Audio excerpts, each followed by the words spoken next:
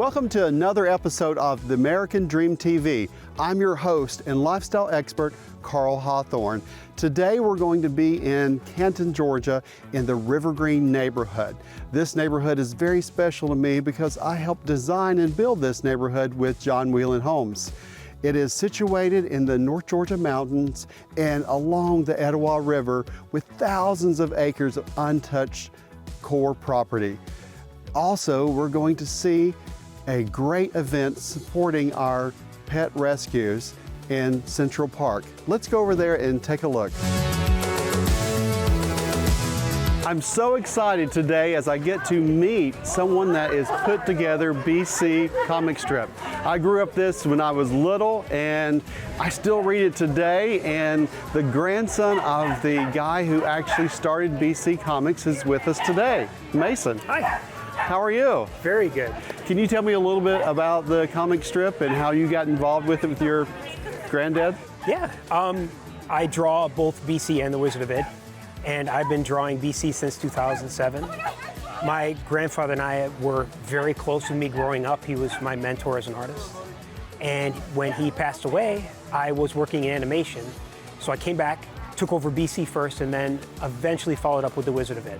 How did you transition from comic strips to actually illustrating people's personal pets?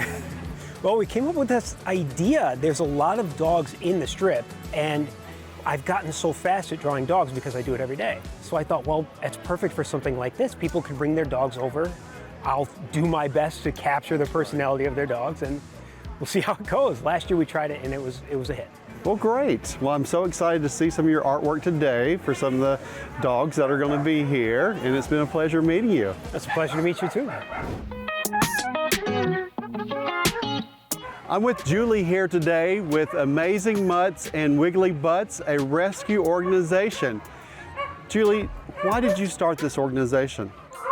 Well, I saw a lot of dogs that were in need, that needed help, and I kind of started learning about rescue when I rescued a pup from a local rescue, and we adopted her.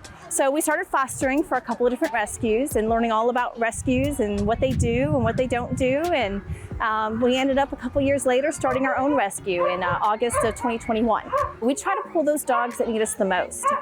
Recently we pulled some mangy puppies that have just terrible skin infections that need lots of medication, lots of time. How could we help you in your organization?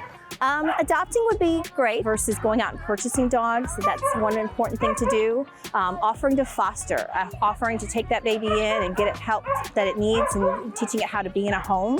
And then, financial donations help too. So sometimes we have dogs that need surgeries, dentals, they need amputations, different things like that that's not covered in their adoption fees.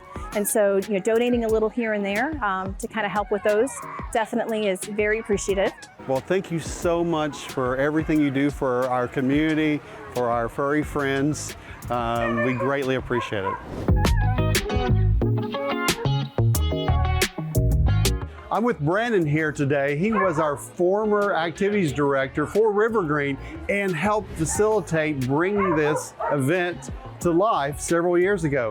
So Brannon, what was the idea? What was the thought process of bringing a lot of dogs to the park? So what happened was Kathy Russell came to me and she said, I want to have a dog event in the park. And I said, okay. And we solicited some ideas from the residents of River Green. We solicited some ideas from the board members. And that very first year, we ended up having to have it at the clubhouse because of rain and bad weather, but we learned a lot. And then the second year and the third year, and you can see what it's turned into. And it is one of the most popular, if not the most popular, and well-attended events at River Green.